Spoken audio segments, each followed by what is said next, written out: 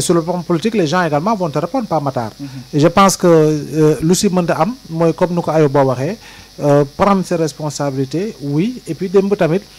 si célébration anniversaire bi gis nga ñu bari bu ñu jëlee micro bi dañ doon yuuxu jomaay jomp donc loolu dafa am lu muy firndeel. donc loolu nag boo ko dëggalee dafay mel ni en réalité on cherche à créer un clan boo xam ne c'est le clan Diomaye face justement au clan Sonko te président Diomaye si wàllu boppam Pape Matar bu tëddoon ba 4 heures du matin boo ko yee ne ko kuy sa patron kuy sa mentor mu ne la mooy Sonko kan mooy sa référence mu ne la Sonko kan mooy sa idole mu ne la Sonko parce que kan moo ko dugal si politique je pense que ngëm-ngëm bu ñu àndandoo la parce que moom su ma ko waxee noonu parce que moom moo ko wax ne ko man bugguma du mooy fauteuil bi na ko ne jàkk xool ko parce que moo ko mérito ba pare moo wëlbatiku lu tax ma wax ko moo wëlbatiku mu ne pendant 10 ans j'ai été sous son ombre donc je ne refuserai pas qu'il me fasse de l'ombre n'est-ce pas Georges donc je pense que loolu lu leer la loo xam ne diggante Sonko Diomaye projet dañu jaay dañu ne Diomaye mooy Sonko mooy Diomaye kon keneen mënul dugal boppam ne man maay Diomaye wala keneen dugal boppam man maay Sonko moom kay jamono ji as mooy Diomaye waaw non li am solo kenn rek la Diomaye benn jëmm ji la ñaari jëmm la bu forme benn jëmm Diomaye mooy Sonko mooy Diomaye ku si dugal sa bopp nag xam nga loo si dugalee sa bopp loyauté absolue loyauté à point de vue pour àndandoo atteindre les objectifs parce que yow bul fàtte ni si biir coalition Diomaye ñu bari dañoo ñëw parce que jàlluñu parrainage de oui jàlluñu parrainage c'est vrai voilà ñeneen ñi nga xam ne nag dañoo gëm très tôt mais gëm nañu très tôt tey jii nii Mamadou Lamine Dianté c'est pas une voie autorisée Dame Mbodj ce n'est pas une voie autorisée Maïmouna Bousso ce n'est pas une voie autorisée Aïda Mbodj ce n'est pas une voie autorisée et tant d'autres yoo xam ne dañoo ñëw àndandoo ak ñoom si combat bi depuis moo xam ñi teel a ñëw ak ñi ñëw après am na ñoo xam ne parrainage jàllu ñu ko ñuy doog a ñëw dugg si c'est tout à fait normal mais tey jii nii ñi jàll parrainage Papa Matar te nekk si leneen 3e bi bul fàtte ni mooy amul 3% ñi jàll parrainage 3e bi amul 3% et c'était déjà du pur waaye léegi yow mi jàllul parrainage boo demee élection ñaata ngay am boo jàlluloon parrainage ñu may parrainage ba nga dem ñaata ngay am donc je pense que fii li am solo ba am solo mooy gars yi ñoom ñoo war a fexe éviter les démons de la division te képp kuy andi les démons de la division ñam seen wàllu bopp ñu jël seen fulay bopp ak ñu fay àndal ba pare teggee leen na le je parle pas d'Abdourahmane Diouf spécifiquement mais du cadre général parce que tamit àndandoo c'est dans la loyauté parce que yow da nga ñëw fëgg bu ñu ubbil la kon yow comme ni ko Georges waxee doo borom kër gi yow da nga fëgg borom kër gi na la yegg si abal naa la néeg mais borom kër gi suba bu fekkee nag néeg bi yow chaque jour nga tilimakate doo ko bale doo ko fa weere mais bu sonnee dalay dàq si néeg bi de kon boog c'est pas parce que Diomaye mooy président oui moom la Sénégalais yi fal mais sur un choix opéré par Sonko kon celui qui détient le pouvoir politique il s'appelle Sonko donc yow mii boo ban apport nga mën a andi su fekkoon ne nañ ne suba am na rendez-vous électoral il y a pratiquement pas d'apport parce ñoom ñoo fal président bi ñoom nee nañ ñoo fal président bi nga xam nga tey nii 54% la Diomaye coalition Diomaye am sur la base sur la base du choix opéré par Sonko yaa ngi dégg kon Sonko bu demoon moom élection présidentielle Pape Matar est-ce que dina am 54%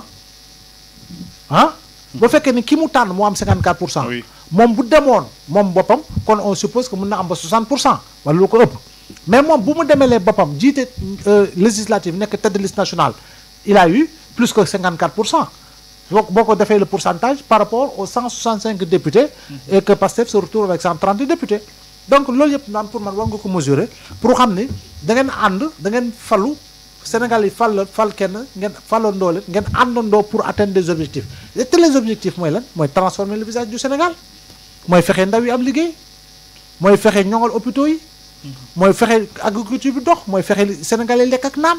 te loolu nag yéen ñëpp yéen si ànd war a àndandoo parce que dans Pastef il y a des cadres valeureux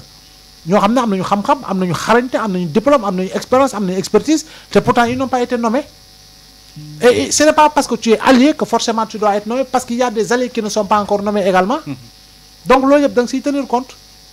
te pourtant parmi ces alliés am na yoo xam ne ëppoo leen xam-xam ëppoo leen jaar-jaar ëppoo leen ay diplôme ñoo la ko ëppale te sur le plan international loo si liggéey sur le plan national loo si liggéey ñoo la ko ëppale te pourtant ils n'ont pas été nommés donc je pense que loolu nag boo koy sóoraale da nga xam ni en réalité objectif bi du lenn xam nga mooy lan mooy foncer droit au but pour atteindre ensemble les objectifs yi nga xam ne moo taxoon ngeen jaay Diomaye mooy Sonko Sonko mooy Diomaye.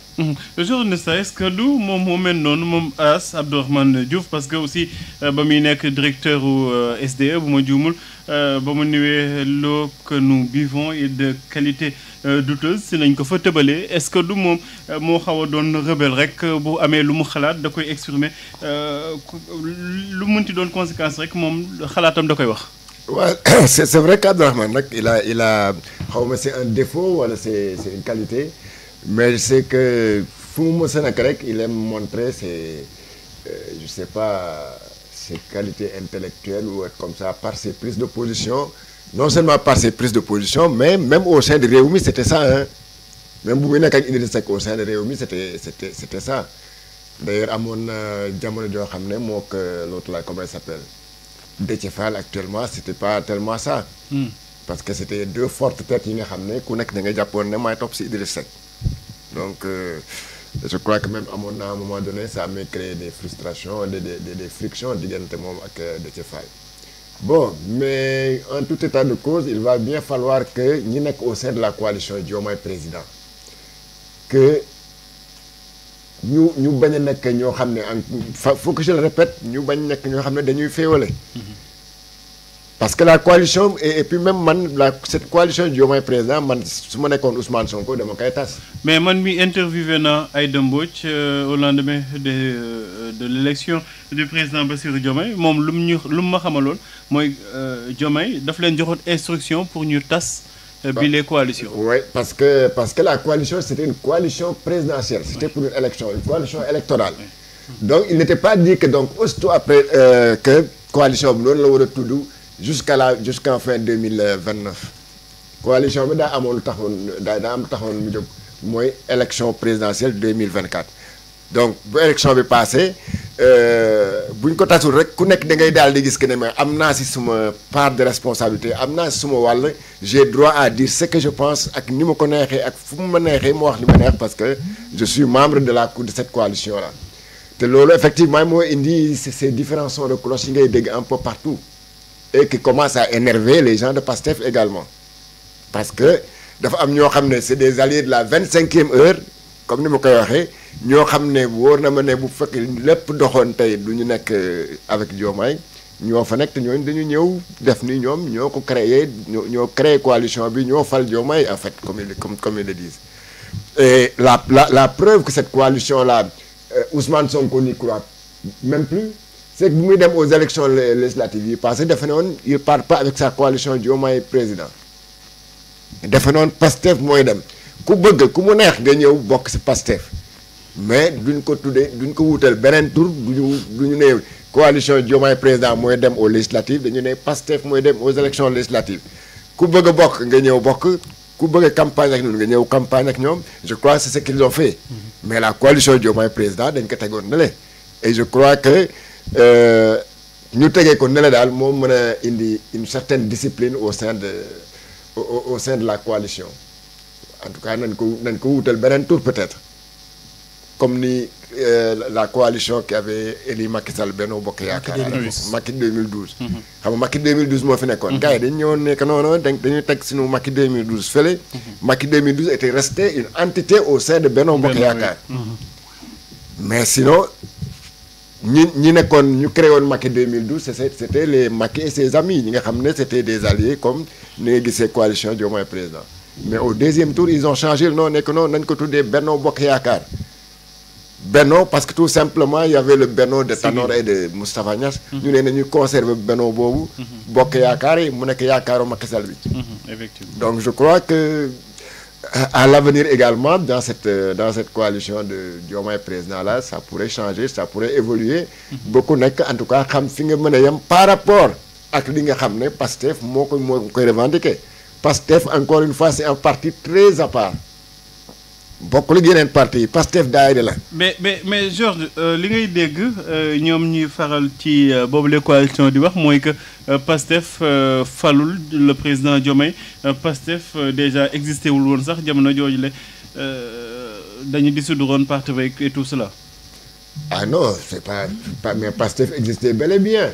c'est-à-dire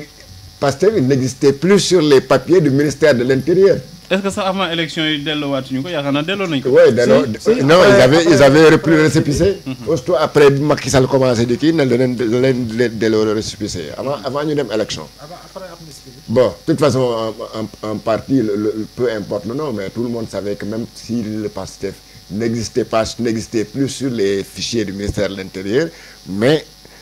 le nom PASTEF était déjà ancré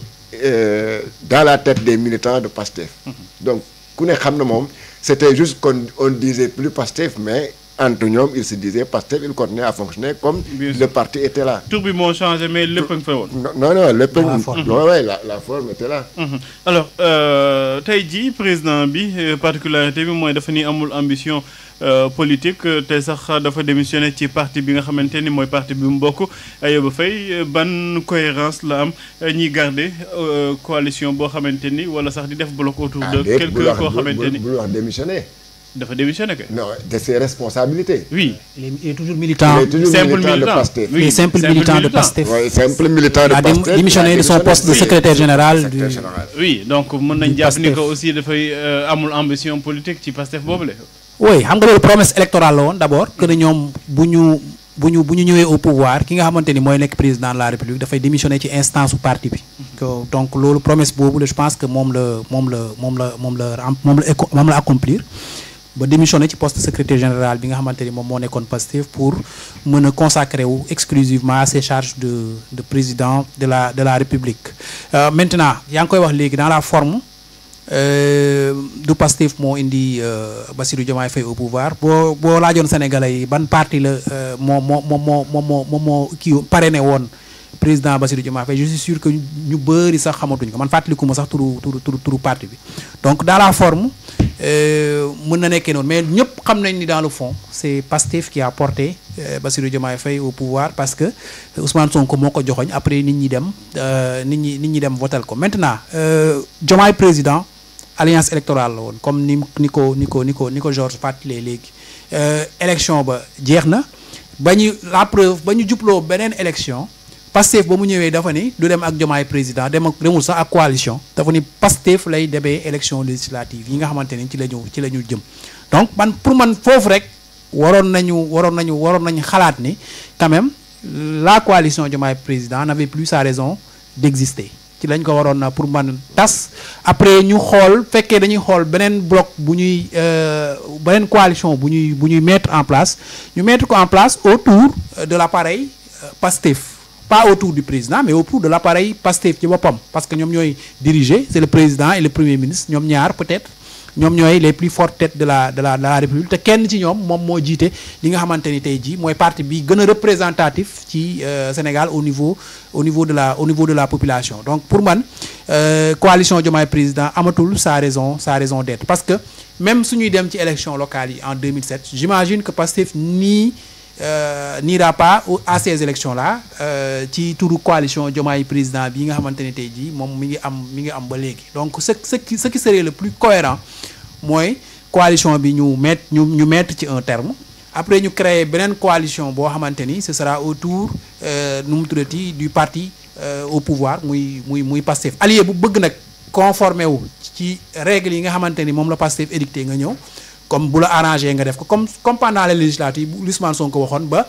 même le parti de Abdourahmane Diouf dafa defoon soutien ñëw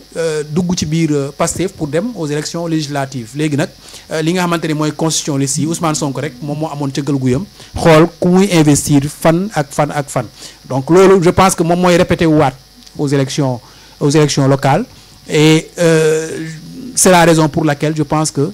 Diomaye président n'a plus sa raison d'être à moins que mu am yeneen projet yoo xamante ni tey jii dafa làkkatu ci ginnaaw Diomaye président boobu mooy ñu créer benn Diomaye 2029. Abdoulaye Mbow même question bi est-ce que tey jii Diomaye président am na raison d'être du moment que moom nee na amul ambition en tout cas fësalul ambition pour nekkat candidat wala doon président pour beneen mandat est-ce que wut def front wala bloc autour de moom am na pertinence. mais xanaa pour consolider la gouvernance et par rapport ak li nga xam ne mooy sur le plan politique allié bu nekk lan la war a mën a andi comme partition mais basé sur li nga xam moo di la loyauté très sincèrement tey jii nii doo toog sax pratiquement ba ñuy wax coalition Diomaye c'est très rare sax nga dégg ñu si insister comme ni nga doon déggee bennoo wala coalition Sopi parce que coalition yooyu dañoo dem après présidentielle ànd na doo dem législative alors que fii coalition bi si présidentielle bi la yem après Pastef moo dem Ousmane Sonko jox une majorité confortable au président avec 130 députés sur 165 donc foofu nag la ñuy war a ma def le distinguo donc de ce point de vue là dañuy jàpp ne rek leader yooyu juux nañu bokk nañu ba pare kon boog ñoom seen mébét xëy na mooy ànd ba 2029 léegi nag ku si am ambition après dina ko fësal ku bëgg véritablement topp si ginnaaw ki nga xam moo di Sonko bu fekkee ne mooy nekk candidat on verra bien mais comme Diomaye il reste militant du PASTEF je pense que lépp solo mooy consolider tout ce qui est force politique parce que quand on est au pouvoir c'est-à-dire que lépp tout ce qui était loyal il faut nga consolider ko léegi nag du tee par principe et valeur di nga dem wutiwaat leneen wala par principe et valeur di nga gis ñuy fëgg sa bunt lu fëgg sa bunt nag par principe et valeur tamit nga ubbil ko dafay renforcer rek parce que comme on le sait la politique c'est les grands ensembles par moment et puis lu nit ki am charisme lu nit ki am masse de foule derrière toujours dina am loo xam ne xëy na au fil des années dinay wàññeeku te xëy na kuy dugg si am na lu muy yokkaat donc je pense que perception ba rek lañ si mën a am mais coalition Diomaye man sax doo toog sax ba doo toog sax fenn bay tudd coalition Diomaye parce qu'en réalité sur le plan symbolique existé na parce que mais bu ñu jógee si présidentielle ba tey pratiquement pour nga insister si coalition Diomaye dafay jafe donc leader yi fa nekk daal la ñoo xam ne ils sont sur le plan politique ka xam ne mooy la locomotive qui tire les wagons il s'appelle Ousmane Sonko. ñu tëj ak benn image boo xamante ni bu frappé ñu bëri la Ayoba Faye mi Kër Jooja bu ma juumul loolu la tudd